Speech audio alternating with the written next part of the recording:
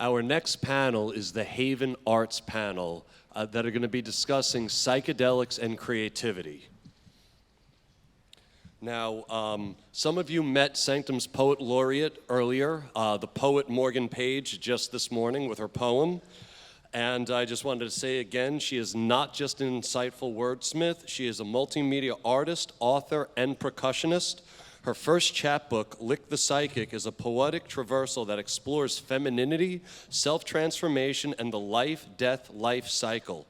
Her forthcoming book, Blue Morpho, is a memoir of poetry and prose about her first two experiences with ayahuasca in the rainforest of Costa Rica. She is starting a private membership association centered around creative community, psychedelic integration, intimate events, workshops, and art residencies.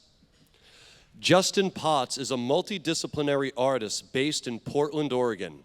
His work is fueled by a deep fascination with existence and a fervent belief in the primacy of imagination. He hopes to make a wider band of reality available for experience and to contribute to the creative inspiration of any and all who take in his work. Moksha Marquardt is an artist and drum maker from Seattle, Washington. He studied commercial art in Seattle in the early 90s. Although he had an introduction to painting at that time, he is mostly self-taught. Growing up in the Pacific Northwest has had the deepest influence on his work, as is evident from his subject matter, which consistently depicts nature as a well-balanced, magical, and mysterious system of ever-evolving life and death. And at last, we have Danny Stevens, one of the creators and driving forces of this building. Danny became a full-time artist at the beginning of 2018.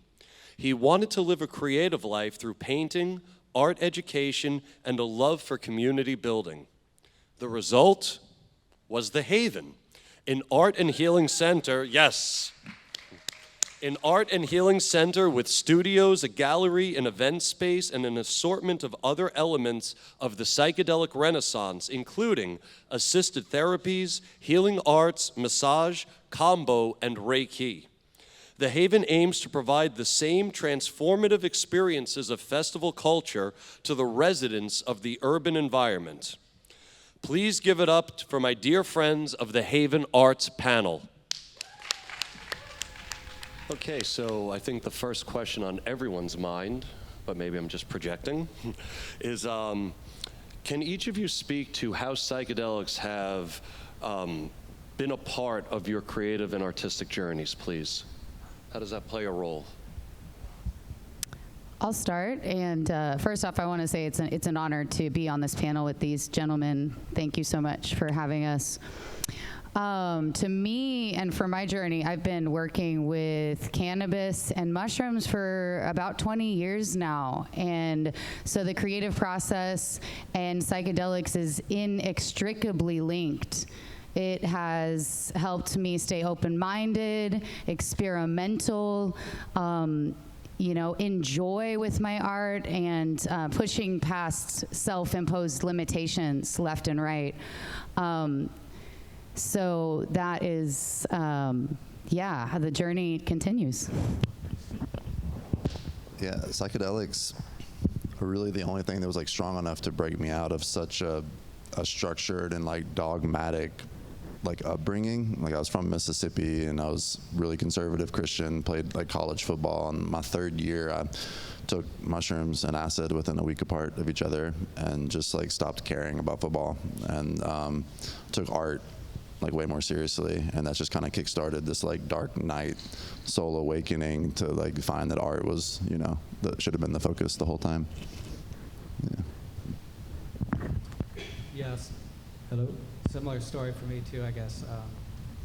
I think the biggest thing psychedelics did for me was to give me kind of a deep understanding of self-knowing and confidence, and that allowed me to, for the first time in my life at 37 years old, after taking ayahuasca, understand what I actually wanted to do with my life and to have the courage to go and actually execute that. So I was working for almost 20 years in the corporate world as an artist and had been like 8 years since I made my own art, and after that experience, everything changed dramatically.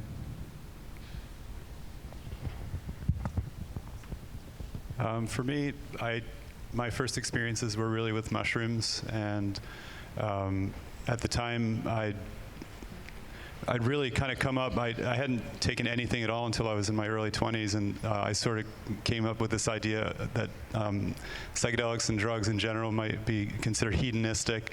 I kind of saw that was sort of the pattern I saw around me. I didn't see it being a constructive thing to apply to my life, so I sort of rejected all of it. And in my early 20s, at a certain point, I was really struggling with the loss of a friend. And art was always my foundation in life. And anyway, I took mushrooms and started to have these experiences of connecting with something beyond myself with the art. And so it became sort of a great interrupter in my life. So here's the normal stream of things, and then here's this interjection of something that opens me up to something far beyond what I'd conceived of. And really, I had my first experiences of sort of like an automatic drawing kind of situation. I'd taken pretty big doses of mushrooms and with Syrian rue, harmaline, which is MAO inhibitor, and had some really profound, very, very deep experiences where I could even kind of close my eyes and render a face better than I could at any other time in my life. And this kind of opened up the idea that it was really some means of connecting with something greater than myself. And that's really sort of led the way for what I've been trying to do the rest of my life is have this co-creation and let it be something that is connecting with the divine is really how it's felt. And it's been a lifelong practice, and I'm so grateful for it. Very, very valuable to me. Oh no.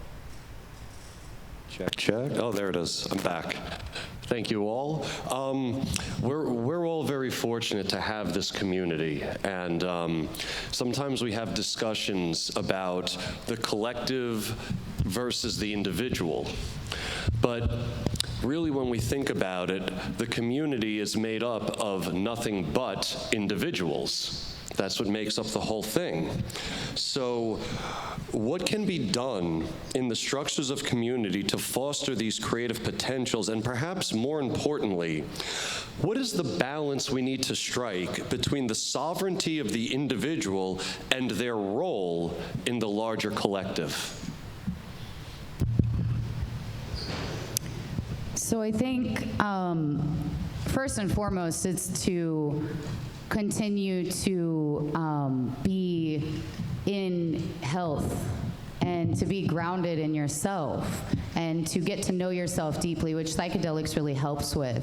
And then when we come to community, we can bring our skill set and our interests, and we can bring our knowledge and our experience to the community, which is what adds the facet to the multifaceted experience of a communal gathering or a communal entity, a communal organism. So I think it's to be in good health, take care of your body, take care of your mind and your soul and your spirit first and foremost. The second part of that question was how do we maintain the sovereignty of the individual while also acknowledging our responsibilities to the whole? Right, so I think that in that way, being accountable for your actions, yourself, how we show up, why we show up, when we show up. So it's accountability and taking that responsibility. Yeah, and to kind of piggyback off of that, I kind of see what we're doing here as like this like holistic anarchy of like being like radically responsible for our own individual part in the collective, and by showing up as that more embodied, authentic, version of yourself, you're going to attract the people that like also resonate like in that way.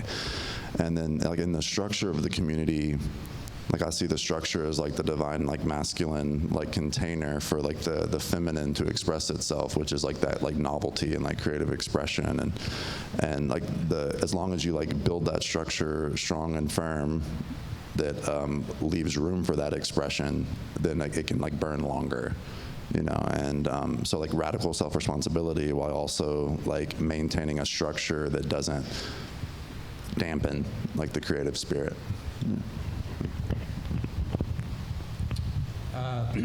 Yeah, I think that the best thing we can do to support this community within ourselves is to support each other. And I'm blessed to be at this place with my brothers and sisters and fellow artists, and to just encourage each other, to collaborate with each other. I think we need to keep our health and our spirits up, and that can be challenging sometimes, especially during the summer season with festivals, and there's a lot of stress. So just keeping each other fueled with encouragement and love is obviously very important. The second part of the question, I would say the answer is curtains. Yeah. I've found that I used to work alone in a studio forever, and having privacy is great for focus, but I also love the community. And to balance those two things, I've found that when I need privacy, I just pull the curtains closed. I love talking to people and sharing my process and my art, but there's a time when I just have to kind of get some privacy too. And so I guess what that speaks to is like taking care of ourselves, knowing what we need to be healthy so we can maintain our creative spirit. Tom, would you repeat the first part of the Sure. The question is, how do we respect the sovereignty of the individual while also acknowledging that individual's role in supporting the larger community? Well, yeah, for me, I guess I've spent much of my life alone in a room making art, and so the community aspect is really something that's fairly new to me. But I have been good at self-care, and I have a family that I adore, that I care for. But yeah, I think for me, it comes down to really just wanting every day to be my best self and to be benefit to all those around me. So the first part is, of course, it's a lifelong practice. And then now that I'm in community, I really couldn't be happier, because it's something I really always wanted so badly and never really knew if it would be possible. But just through happenstance and the universe conspiring to bring this wonderful new development into my life through Danny Stevens, I must point out, because it wouldn't have happened without him. But yeah, I think, as far as the community part of it and just interacting with so many wonderful people that filter through this building, just really trying to be present with each and every one, because we all matter so much, and really trying to bring anything that I can bring that would be of benefit to whoever's before me, because each of our flourishing is all of our flourishing.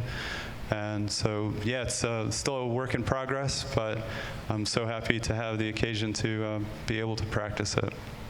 Awesome. I'd like to add on also, I'd like to emphasize the importance of paying attention to community as practice and showing up consistently to a practice. It takes practice for all of us to learn what it takes to be in a community and to be in this particular community. So showing up, whether we're our best selves or whether we're having a challenging day, is really important to understand that the community is there whether we are our best selves or whether we're having a rough time. And there's been many, many times I've shown up to this community in particular, in the Psanctum Open Mic community, where I have been just out of sorts and having really, depressive moments or depressive weeks. And I was able to really lean into the practice of leaning into the other people in the community and being held.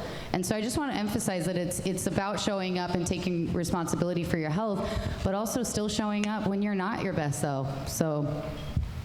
Sure. Does anyone have anything else they'd like to add? Yeah, and like emphasizing healing as a part of that community as a main focus.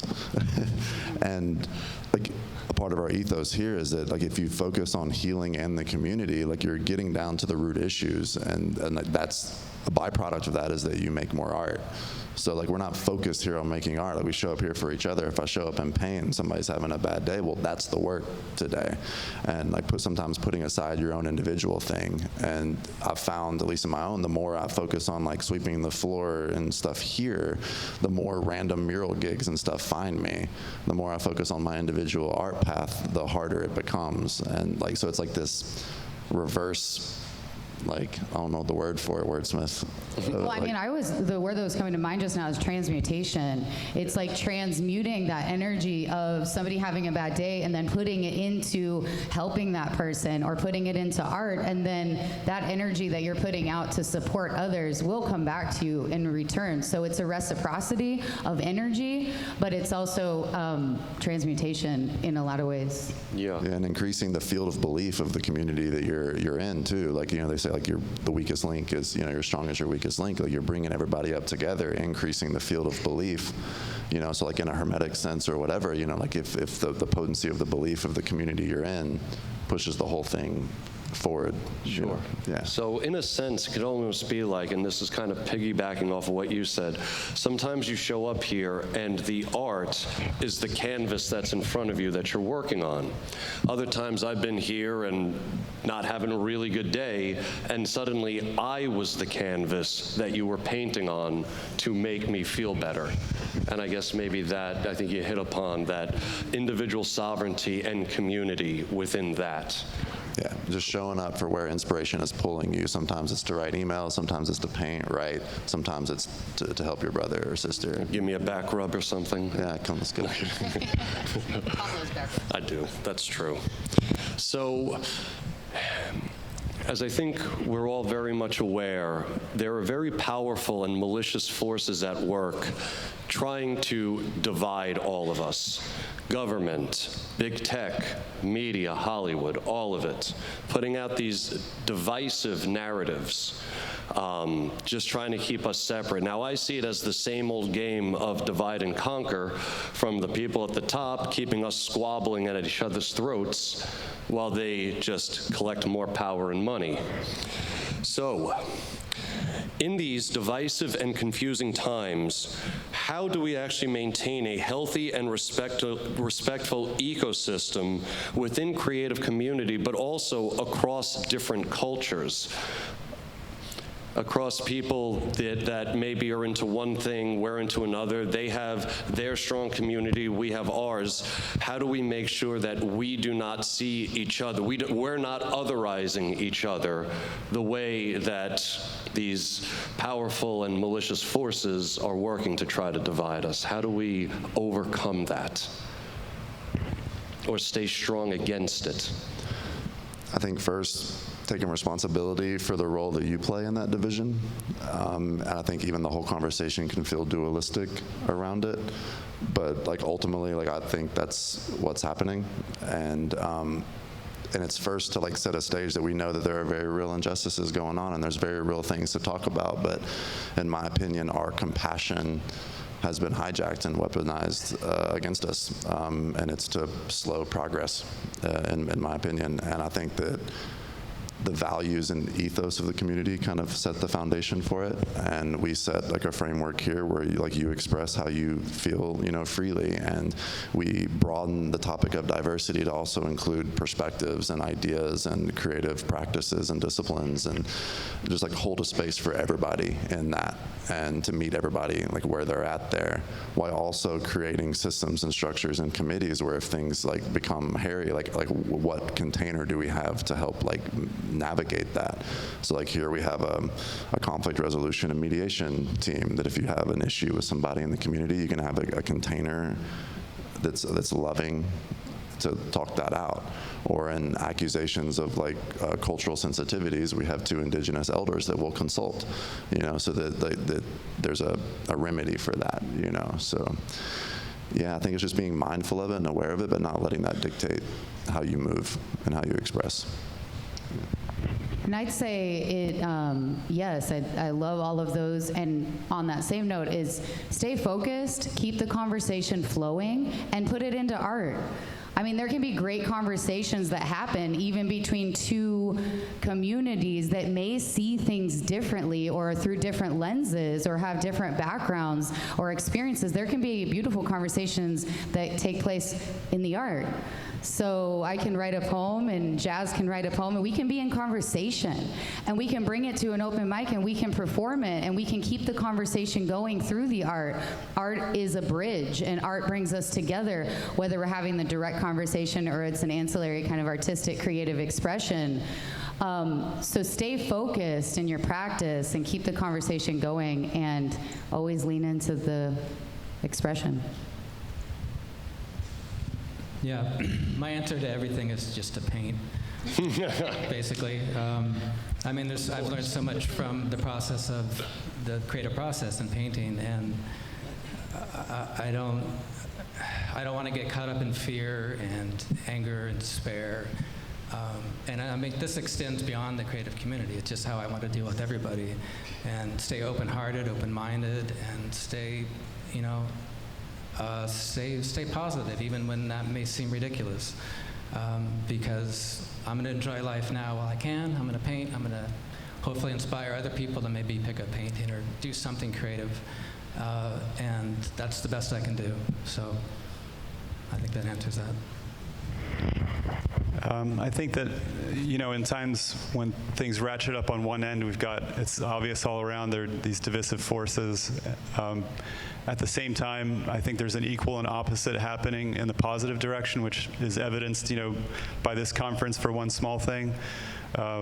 And I think what is for us to do is to try to really recognize that and really pull in as much of this, you know, new sort of power that's all around us, because you know, I see it all the time. I'm astounded by what I see manifesting among people, just the goodness and the vision. And so really kind of going all in on that and trying to invite more of that power that would be the antidote to the negativity that we see around us. I think, you know, the negativity, it bounces around the noise machine of media, and it maybe looks a little stronger than it might really be, because I think the real strength is in the people.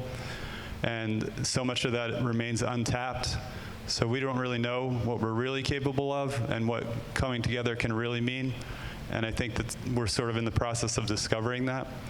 The other thing is that, you know, we see these big problems, and a lot of times it feels like they're insurmountable, and that we have to do, you know, some really complex working out of how to deal with them. But a lot of times the problem itself is sort of out of our, or the solution might be sort of this thing that hasn't even materialized, hasn't really come into focus yet. So just remaining open and waiting for, not to wait around in a way where you're, you know, denying whatever action you might take now, but just recognizing that it's a thing that's in process, and we can't project too far and say this is the answer, this is the way to do it. I think it'll come to us if we're open. But the other thing is just, I think, very small things. You know, the solution to problems sometimes can be a microcosmic solution where you're just, it can, you know, small changes in one relationship or one conversation, or just caring for, you know, whoever needs help in that moment can really become something much larger than we might guess at in the moment. Also, on that aspect of discovery, I would say, don't buy into the narrative of what someone else is telling you about someone, and get curious. Go ask that person if somebody has a different perspective, or there's an other involved. Let's get curious and discover for ourselves and explore that. So I love what you were saying about explorative nature. Does anyone have anything else to add? No, I think Justin said it all on that one. So getting back to the topic of psychedelics, I'm curious how, I know you've been taking them for a while now, but how has it actually influenced your creative process from before you ever ate mushrooms or drank the sacred vine or anything like that to after you have? Have you noticed any changes, like, within yourself that has resulted, like, that you could actually see it on the canvas before and after? Yeah, I think just in knowing myself more deeply through psychedelics, as I explore the inner realm of who I am and what my purpose is, it becomes more clear of what I'm doing in this realm, what I'm doing on the canvas, what I'm doing with the pen, what I'm doing on the soapbox. And in direct, for a direct example is, I've now created an entire, what I want to be an ongoing process of creative expression or creation of art through psychedelics as a poetogenic approach, which poetogen is a word that Tom Hatsis here made up and coined that means igniting the creative spirit through psychedelics. And I recently had an art show where I made art and explored psychedelics for 3 months, and I made art daily. And I'd like to make that a lifelong process of getting to know myself more deeply and showing that through the art. So art, for me, is just like a natural way of expressing my life, and like psychedelics more so affected the way I saw my life, and then art is just how I was like expressing it. I think psychedelics for me made me zoom so far out, where I thought way more sentimentally, I thought way more in systems and structures and story and archetype, and then that started reflecting in the art. I think some painters are like really painterly, some are like image makers, and like psychedelics made me like receive whole like aha moments in the form of like a composition or a vision, and then that's my process, is to then actualize that vision onto canvas. Some painters will just paint and then something will emerge, like this madman Moksha right here. And so it just, for me, it just changed the way I saw the world, and then and then as a byproduct, changed the way I expressed how I saw the world. Thank you. I think the biggest effect it had on me was having the confidence to get out of the studio. It's a bit of a shut-in and go connect with an art community. And by doing that, I found myself at my first festival. I didn't even know what live painting was, sadly, and I had to change from oil paints to acrylics to adapt to that environment.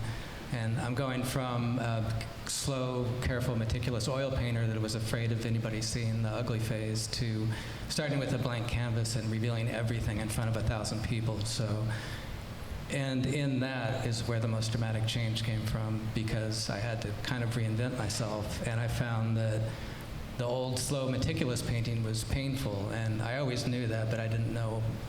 It's like, I know I want to paint, but why does this suck so bad? And all of a sudden, there was a joy, and I found my color palette changed.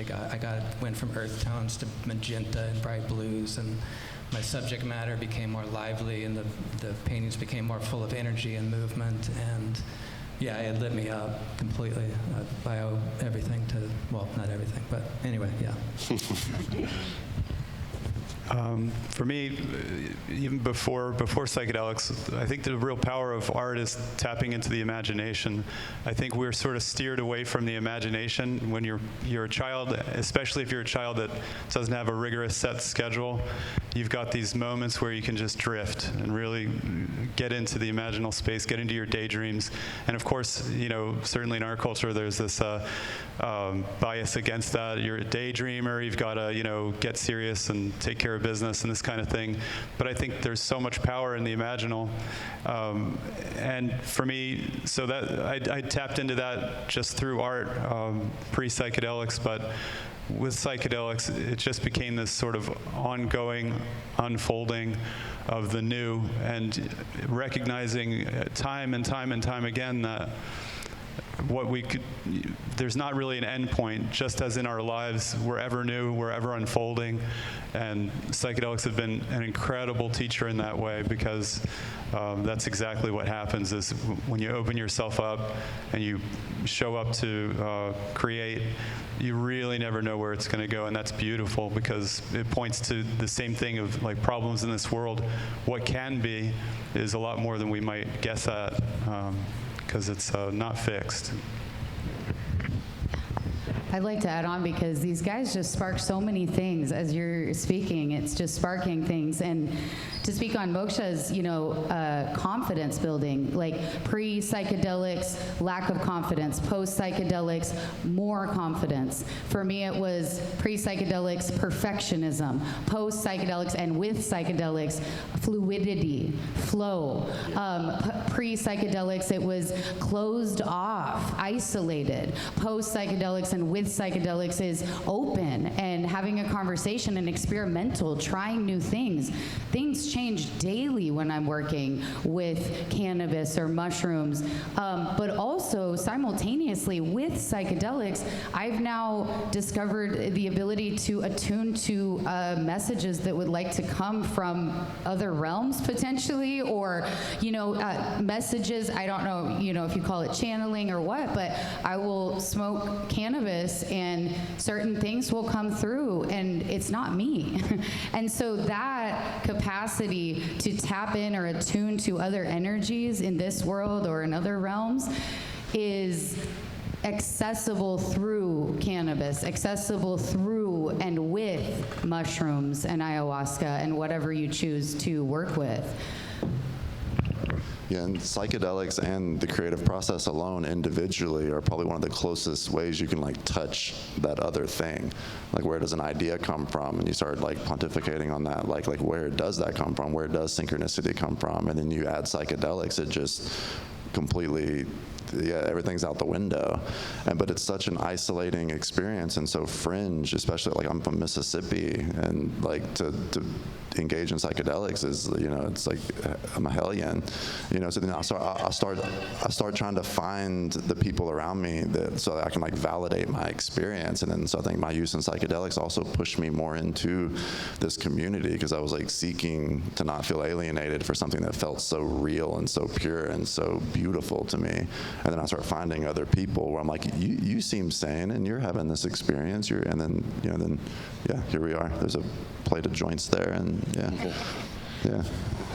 I also just want to add on too that pre-psychedelics, more unhealthy. With and through psychedelics, I've become more healthy in my body. So I'm able to dance more. I'm able to, actually creatively express in certain ways that I wouldn't be able to, because psychedelics help ground in this reality a well-being in your body. And I have one other footnote to add, that I actually don't consider myself a psychedelic artist. I think psychedelics have informed my art. But as a genre, I'm not a psychedelic artist. It's the language of the medicine is clear in my work. Everybody tells me that, but it's a I don't know, footnote. Yeah, that's a big conversation in the visionary psychedelic art community. I think artists in general like struggle with like genres and stuff, but like all of it, it's like it's all art, it's all vision, and then the psychedelics kind of help you delineate that. It's like inspiration is vision, whether you have it through your morning cup of coffee or, bufo. Sure. So this next question is a bit of a conundrum that I'm really excited about. Well, you wrote it, so you can't look at me like that. Terence McKenna once said, "Culture is a plot against the expansion of consciousness." What does that bring up for you while operating out of what can only be seen as a cultural hub? Like, are we stepping on our own feet here?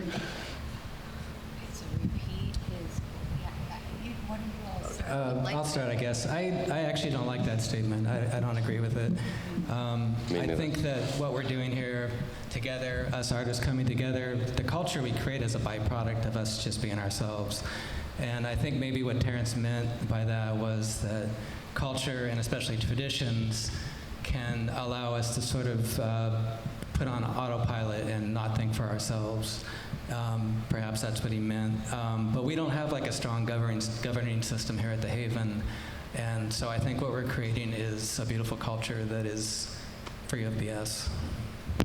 I really like that reframe, because it kind of like it puts culture as like a neutral technology, and it's a matter of like what we do with it and like how we use it and how it's being used against us potentially.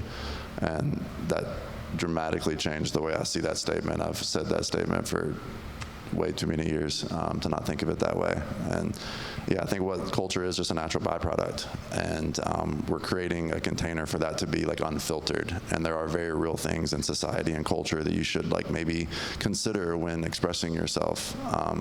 But that guidance you shouldn't consult culture for that guidance. You consult your own internal guidance system and your own inspiration. And if you're inspired to do it, do it. And if you feel like culture would quiver, then really do it. And then like just so you're like consulting yourself instead of this overarching like culture, Yeah. and to understand that culture is made up of us and our expressions and the evolution of our expressions.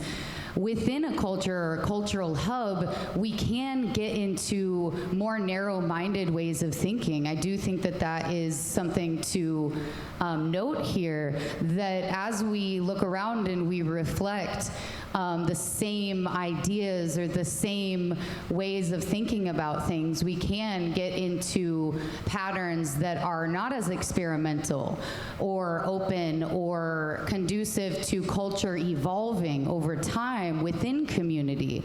But I think this is where psychedelics comes in beautifully, because that's impossible. It's impossible to not evolve as a human while working with psychedelics in a psychedelic community and have that community evolve consciously with the use of psychedelics. I think that that is just inextricably linked, as well as the evolution of the artist within the culture is the evolution of the culture. And my assumption is, I have such reverence for Terrence. My assumption is he meant sort of culture at large, but I think, perhaps he would consider this a cultural experiment imbued with a lot of novelty, which I think, of course, that's a part of maybe transforming the larger culture, and we would hope that that's what's going to happen, is that as things such as this model here, which seem to be springing up around the world in sort of a mycelial fashion, let's hope that we can change that narrative and maybe one day have a culture that is supportive of each individual's flourishing and beauty and art and all the good things founded in love. And I think that can happen. It seems so far out of the picture now, but we all get glimpses of it. So let's hope that Terrence from the Beyond will be saying, like, oh, culture is changing. Maybe that will happen. Do you want something else? Yeah, I think that it's interesting to travel the world and experience other cultures. And on this larger scale, like Justin was saying, in the American culture at large, there's some interesting aspects to discuss with other cultures. Like, let's say if you go to Japan, there's a whole culture about how to greet someone. Or in South America, you greet people certain ways. There's certain kinds of compassion or kindness. There's certain kinds of ways of sharing food.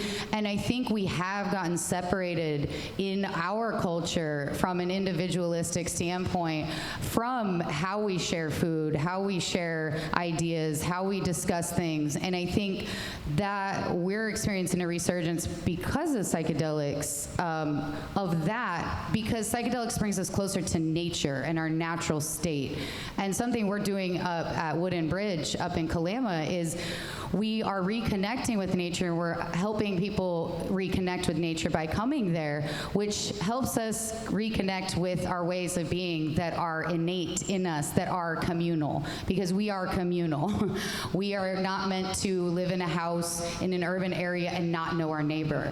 So when we bring these ideals of certain cultures from all over the world and how they have reverence for nature, or how they have reverence for their neighbors or somebody that walks into the room, we can take those things and learn from them, but we can also we can bring those things into our community, and we can learn from nature and how we are, just how we naturally are meant to interact. We have about 8 minutes left. Do you want to take audience questions? Do you want me to ask you one more? Audience questions? Okay, sure. We're going to move on to some audience questions. If anyone has a question, is Ayana here? Ayana? No. Okay. Raise your hand. And again, a question is a short statement with a question mark at the end. Thank you.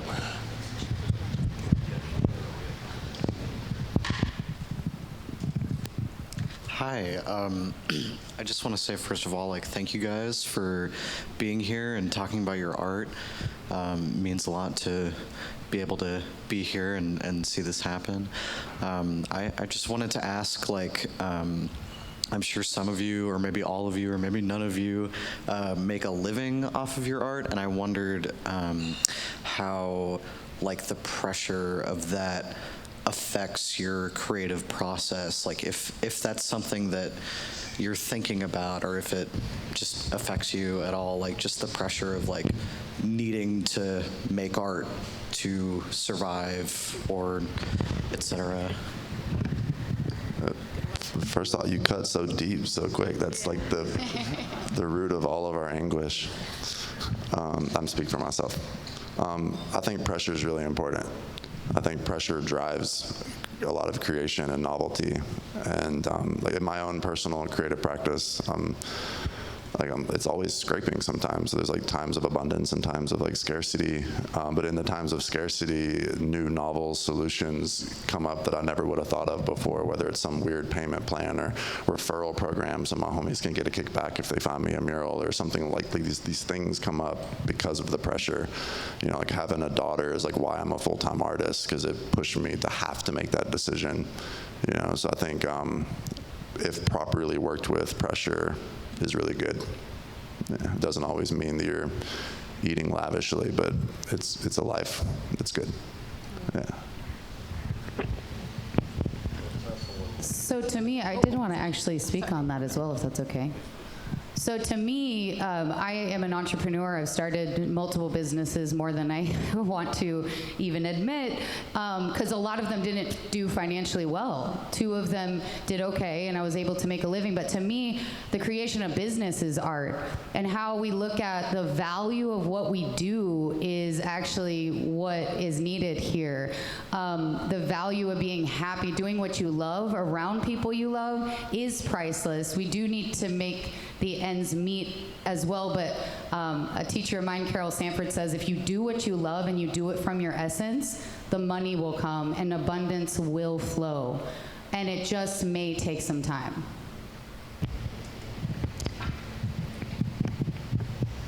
Hi.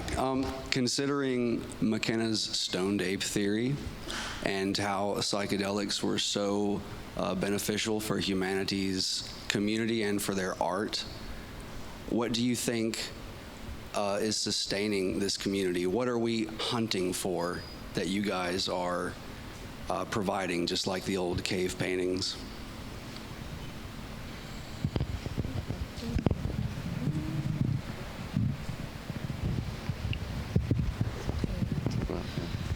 I would say I could speak for Justin Potts and all of us when I say presence, awareness. That is one of the most important aspects of anything that we're doing. And I don't think we're hunting for it, but I think the necessity and the vitalness of presence and awareness is so key. I think like impulse, like creative impulse, like we really don't know what's on the other side. I think McKenna called it the weird transcendental reactor at the end of time. And we don't know what it is. We don't know what it wants. It wants me to currently paint and hold creative space. And that the impulse is particularly strong right now. And I think that's what's driving a lot of this inarguably new age psychedelic renaissance. And I think it's driven by this like pull from the mystery, and it's not our job to know. We're just supposed to show up. Anything you'd like to add? Yeah, I think,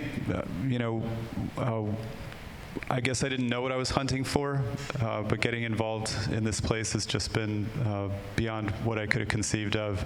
And, it has to do with all the artists. As far as like this model, or you get this idea, this like competitive sort of thing that's built in this larger culture, but that's just not the way it's been here. The original Haven, I guess it's really been going about 3 years now, the artists, the group that formed it. And not once in all that time have I ever felt any kind of envy or any kind of, you always hear no egos, this kind of thing, but God, it's so true. Like, it's never felt that. In fact, you feel the very opposite. You feel that we all want all of us to thrive. And just to find what, to me, that's a very rare, something that I would have always hoped for, but wouldn't have thought I'd happen into. But that's really been the situation. And I feel like, as we come together like this, if I'm alone in a studio at home, I can do so much. And I think you can create in isolation, and it still has an effect on the whole.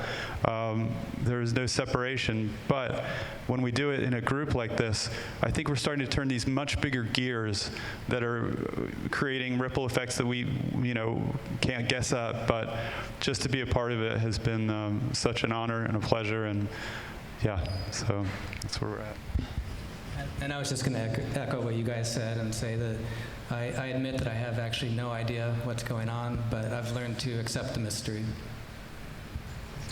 I'd like to add also connection. If there's anything that we're all in search of while we're being directed, while there's this mystery directive, and using, as we are instruments for spirit to move through, connection. So real, authentic, genuine connection, I think, is what we're all searching for our whole lives.